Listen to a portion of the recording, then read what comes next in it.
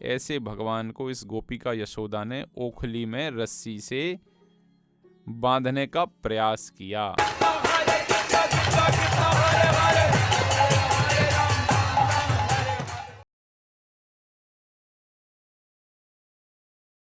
कृतागसं तं प्ररुदन्तमक्षिणी कषन्तमज्जन्मषिणी स्वपाणिना उद्वीक्षमाणं भयविहलेक्षणं हस्ते गृहीत्वा भिषयन्त्यवागुरा।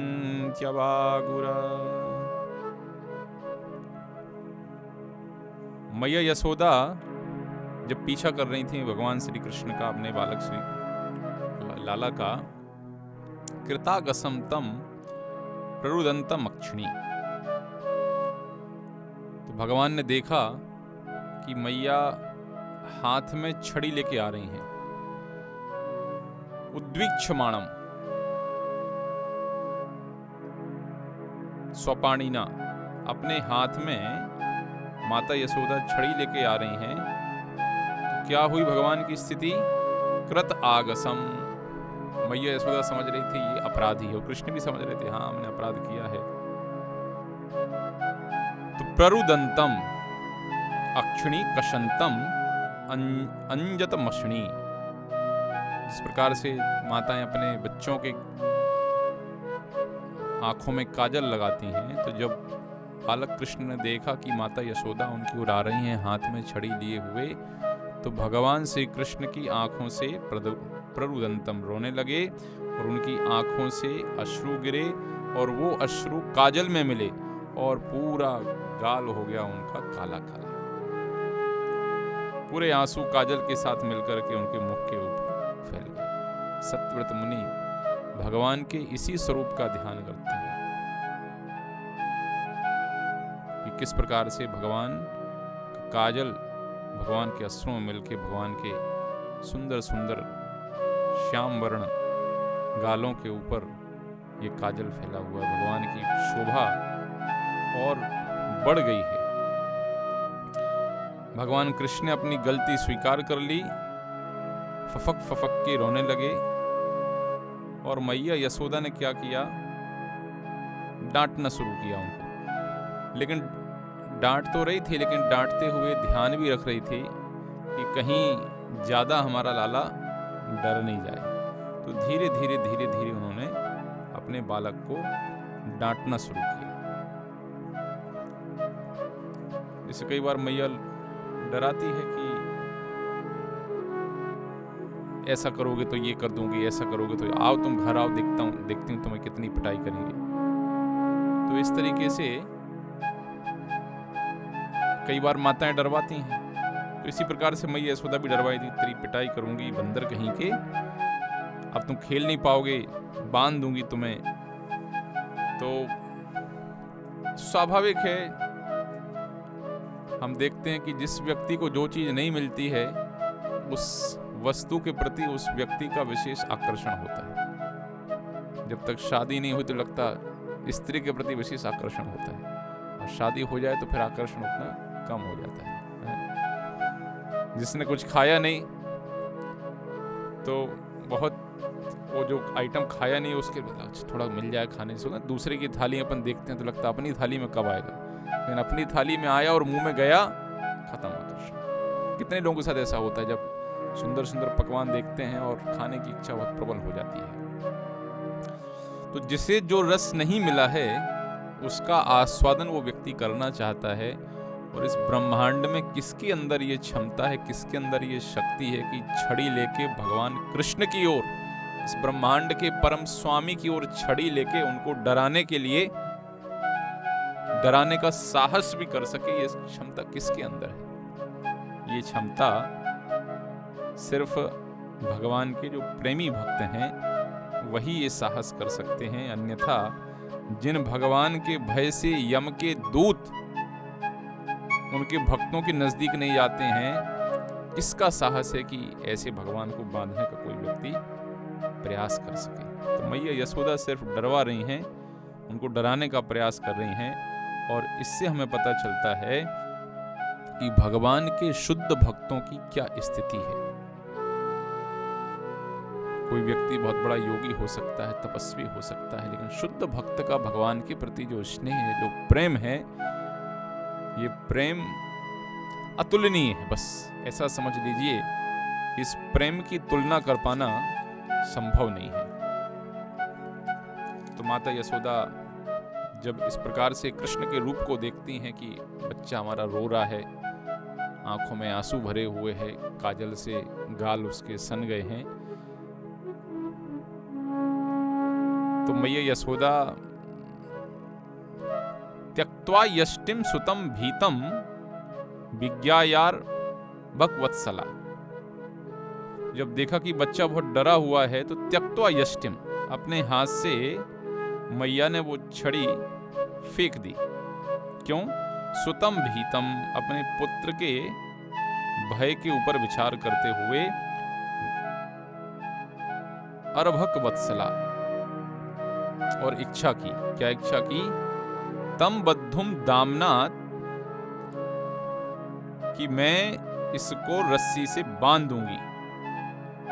आततवीर्य कोविदा, बिना ये विचार किए कृष्ण कौन है। तो जो लोग इस कथा को श्रवण कर रहे हैं, मैं उन सबसे ये कहूंगा कि श्रील प्रभुपाद जी के द्वारा जो टीका की गई है श्रीमद् भागवत के ऊपर, क्योंकि मैं इस बार ये कथा बहुत विस्तार से कह रहा हूँ भगवान के बंधन की।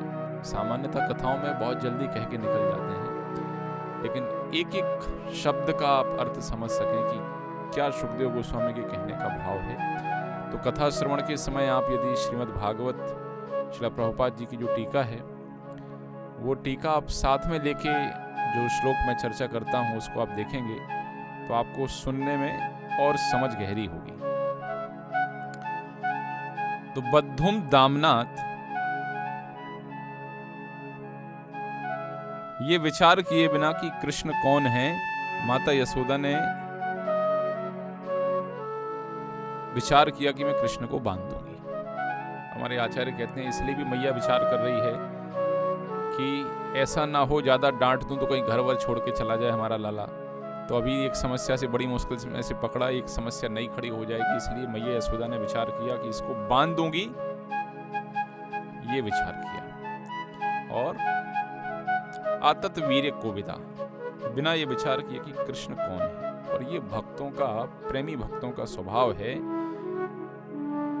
परवाह नहीं करते। कृष्ण के जो मित्र हैं वो कृष्ण को बोलते चलो तुम घोड़ा बनो, हम तुम्हारे ऊपर बैठेंगे। ये कई बार लोग कहते हैं विष्णु में और कृष्ण में क्या अंतर है। यही अंतर है भगवान विष्णु में और कृष्ण में। कोई बड़े और छोटे के अंतर वाली बात नहीं है, अंतर है रस का।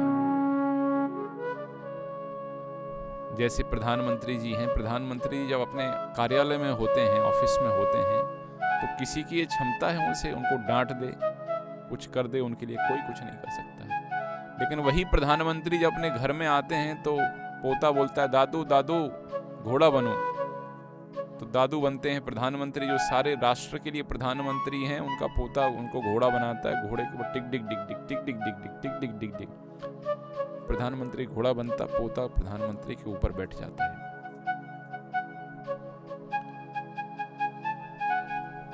तो ये प्रेम में, तो ये भगवान विष्णु में और कृष्ण में ये अंतर है। भगवान विष्णु वो ये वात्सल्यता प्रदान नहीं करते हैं, ये माधुर्य, ये सख्य, ये भगवान विष्णु प्रदान नहीं करते हैं। ये वात्सल्य, ये सख्य, ये माधुर्य, ये हमारे सिर्फ ठाकुर जी श्याम सुंदर प्रदान करते हैं। और मैया यशोदा वात्सल्य के भाव में कृष्ण से बंधी हुई है, इसलिए माता यशोदा के अंदर ये विचार ही नहीं है कि ये कृष्ण कौन है, संपूर्ण सृष्टि के स्वामी हैं। कोई विचार नहीं है उनके अंदर, बस उनके अंदर एक ही विचार है कि हमारा लाला है, ये इसको बांधना है, बहुत शैतानी कर रहा है, इसको शिक्षा देनी है। ये विचार यशोदा मैया के अंदर है। तो प्रेम और ऐश्वर्य, प्रधानमंत्री कार्यालय में प्रधानमंत्री का जो रूप है वो ऐश्वर्यमय है, और वही प्रधानमंत्री घर पर प्रेममय भाव में इसी प्रकार से वही भगवान जब वैकुंठ में है, विष्णु के रूप में सृष्टि का संचालन करते हैं, तो ऐश्वर्य की प्रधानता है, सेवा कर सकते हैं उनकी। लेकिन वही भगवान जब अपने घर में रहते हैं, उनका घर है गोलोक वृंदावन, जब उस गोलोक वृंदावन में रहते हैं तो कोई बच्चा उनके ऊपर बैठता है, किसी गोपी के साथ वो नाचते हैं और कोई मैया उसको बांधती है। तो ये रस का अंतर है कि कौन व्यक्ति किस रस के अंदर भगवान की इस दिव्य भक्ति का आस्वादन करना चाहता है। और रस के सागर तो हैं श्याम सुंदर, माधुर्य रस। आप खुद विचार कीजिए, नरसिम्हदेव से कैसे माधुर्य रस का आस्वादन करेंगे आप? माधुर्य रस का आस्वादन तो आप कर सकते हैं सिर्फ कृष्ण के साथ में। तो मैया यशोदा ने बिना ये परवाह किए कि ये कौन है, उनको बांधने का प्रयास किया। और ये भगवान श्री कृष्ण के प्रति शुद्ध प्रेम का एक उदाहरण है। इसी प्रकार के शुद्ध प्रेम की प्राप्ति के लिए हमें भी भगवान से याचना करनी है कि जैसे उनके प्रेमी भक्तों का उनके प्रति भाव है, ऐसा भाव हमारा भी हो। सुखदेव गोस्वामी कहते हैं, न चांतर न बहिर्यस्य न पूर्वम नापि चापरम पूर्वापरम बहिष्यांतर जगतो यो जगच्चयः। अब भगवान के ऐश्वर्य का वर्णन सुखदेव गोस्वामी करते हैं कि मैया यशोदा तो बांधने के लिए तैयार हो गई, लेकिन जिसको बांधना है, कोई व्यक्ति आकाश को बांध सकता है, समुद्र को बांध सकते हैं। इसकी विशालता इतनी है कि इनको बांधना असंभव के जैसा है। वायु को नियंत्रण में कर सकते हैं। जिसको बांधना है उसका आदि होना चाहिए, अंत होना चाहिए, अंदर होना चाहिए, बाहर होना चाहिए। ये जब सब होगा तब तो उसको बांध पाएंगे। सुखदेव गोस्वामी कह रहे, न चा अंतर न बहिर्यस्य न पूर्वम ना पिछापरम। न अंदर है, न आदि है, न अंत है, न बाह्य है, न भीतर है, न आगा है, न पूछा है, पाछा है, अर्थात सर्वव्यापी हैं। जो सर्वव्यापक को कौन व्यक्ति बांध सकता है?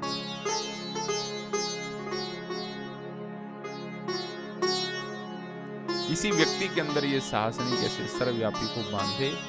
फिर भी सुखदेव गोस्वामी कहते हैं, अधोक्षजम, जो इंद्रियों से, ये शब्द बहुत महत्वपूर्ण, अधोक्षजम। अधोक्षजम का अर्थ क्या है? जो हमारी इंद्रियों से परे है, कोई नहीं बांध सकते ऐसे व्यक्ति को। फिर भी गोपिका उलूखले दामना बबंध प्राकृतम यथा। इतने सब होने के बावजूद भी क्या किया सुधा माता? क्या कह रही हैं? गोपिका उलूखले दामना बबंध। जैसे कोई सामान्य बालक को बांधता है, ऐसे भगवान जिनका ना आदि ना अंत ना अंतर ना बाहर ना आगा ना पीछा, ऐसे भगवान को इस गोपिका यशोदा ने ओखली में रस्सी से बांधने का प्रयास किया।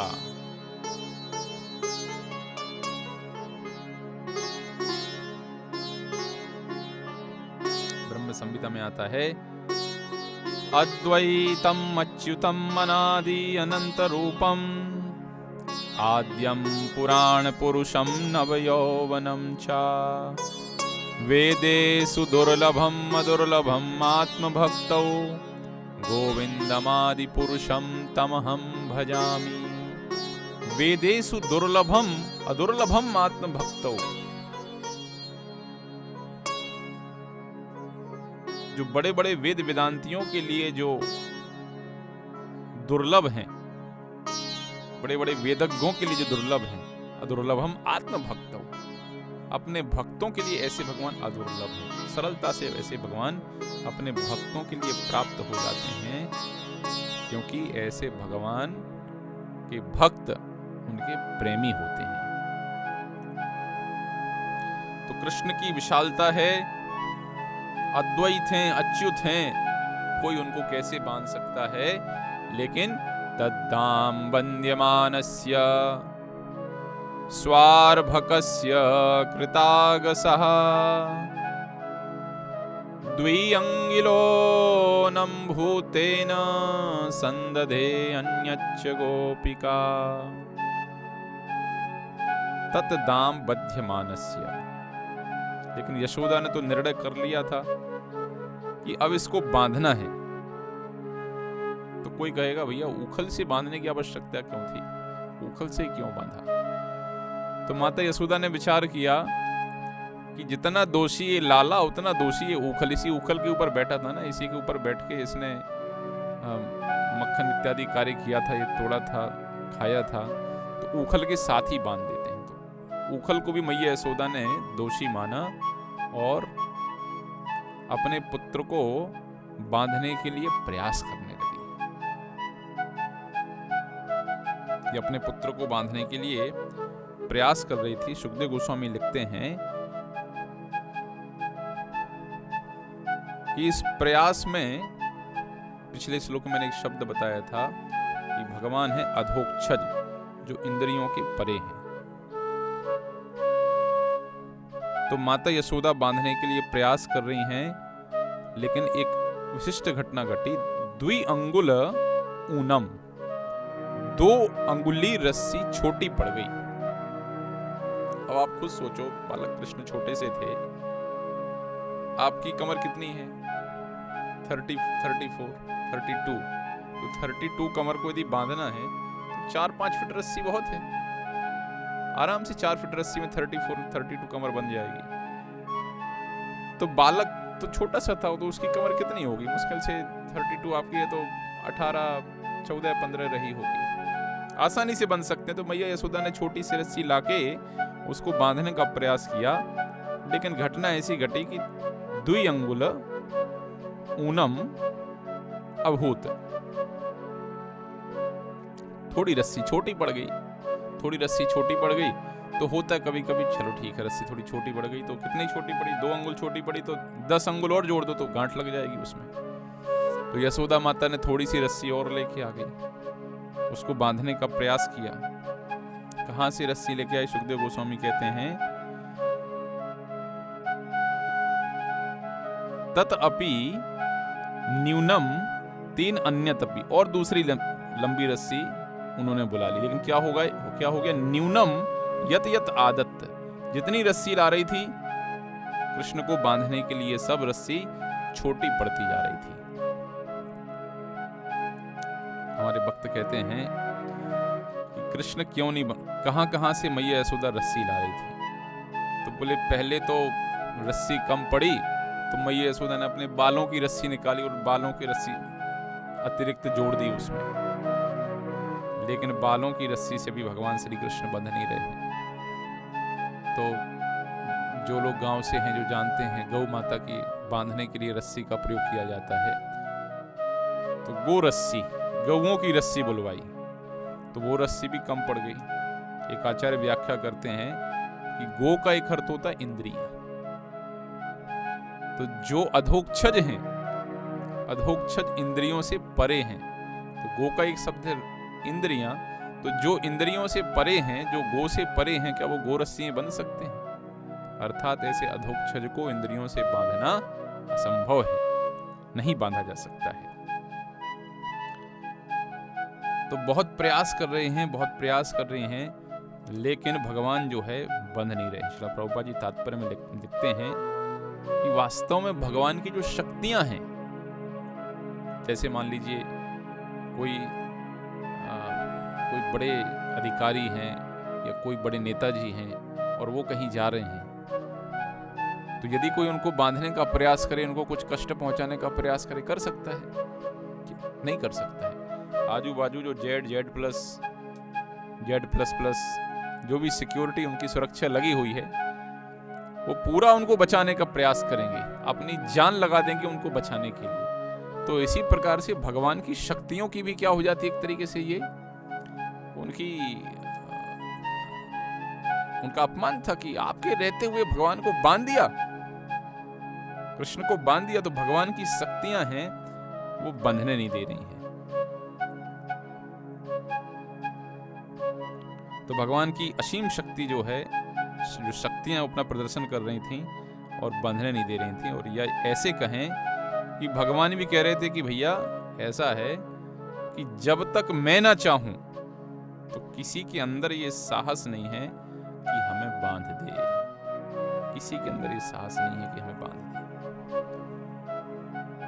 आप सबको घटना पता है, धृतराष्ट्र की सभा में भगवान श्री कृष्ण शांति दूत का प्रस्ताव लेकर के जाते हैं। और जब शांति दूत का प्रस्ताव लेकर के जाते हैं, अनेक अनेक प्रकार के विकल्प वहां प्रदान किए जाते हैं। भगवान श्री कृष्ण अंत में एक विकल्प रखते हैं कि पांडवों के लिए मैं सिर्फ 5 गांव मांगता हूं, क्योंकि क्षत्रिय हैं, क्षत्रिय का स्वभाव है, क्षत्रिय का कार्य है रक्षण करे, शासन करे, तो उनके क्षत्रिय धर्म का पालन हो जाए, इसलिए मैं सिर्फ 5 गांव मांगता हूं। दुर्योधन ने कहा, केशव 5 गांव तो छोड़ दो, सुई की नोक के बराबर जब भी जमीन नहीं मिलेगी।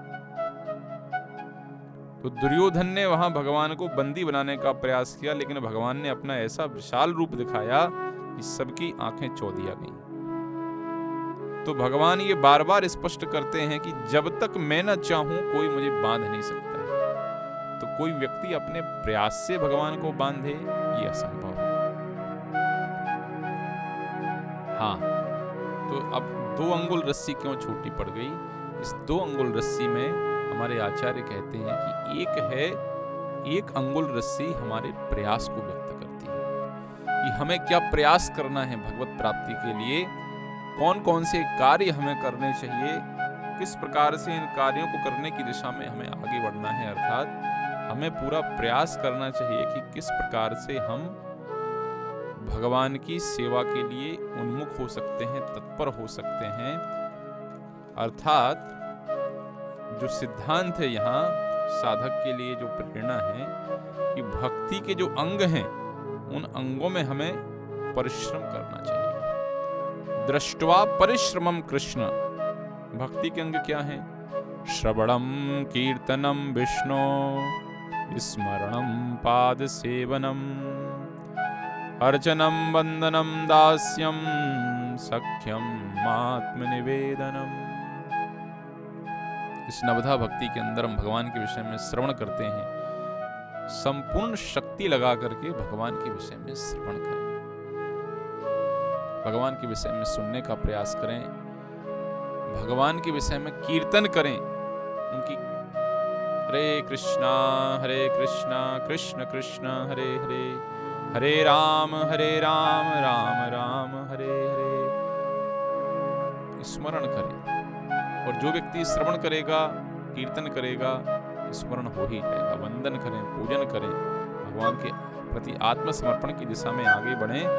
तो इस प्रकार से ये हमारा प्रयास है, भगवत प्राप्ति के लिए हमारा प्रयास है। दृष्ट्वा परिश्रमम कृष्ण, तो कृष्ण हमारा ये परिश्रम देखते हैं।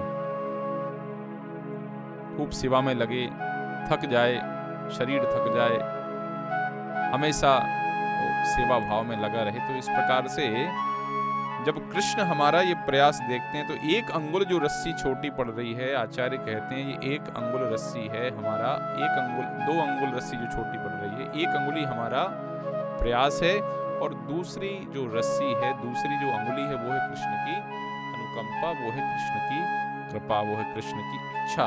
तो जब कृष्ण सहमत हो जाएंगे तब हम उनको बांधने में सफल हो जाएंगे। तो इसलिए 2 अंगुल रस्सी छोटी पड़ रही है, बार बार छोटी पड़ रही है।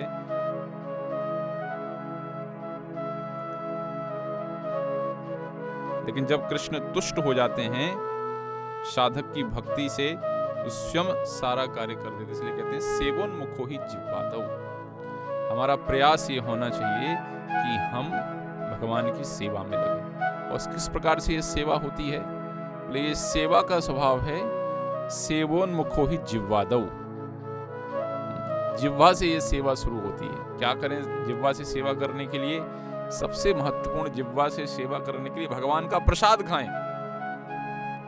श्रील प्रभुपाद जी ने खूब प्रसाद खिलाया इन विदेशी भक्तों को, अंग्रेजों को, यूरोपियन अमेरिकन भक्तों को। प्रसाद खा खा के इतने संतुष्ट हो गए वो कि विचार भी करते थे मंदिर जाके छोड़ के जाने का, तो सोचते थे नहीं ऐसा प्रसाद कहाँ मिलेगा। अनेक भक्तों के जीवन में इस प्रकार की अनुभूति है, प्रभु जी हम प्रसाद खा खा के इस्कॉन में आए, प्रसाद खा खा के भक्ति में युक्त हो गए।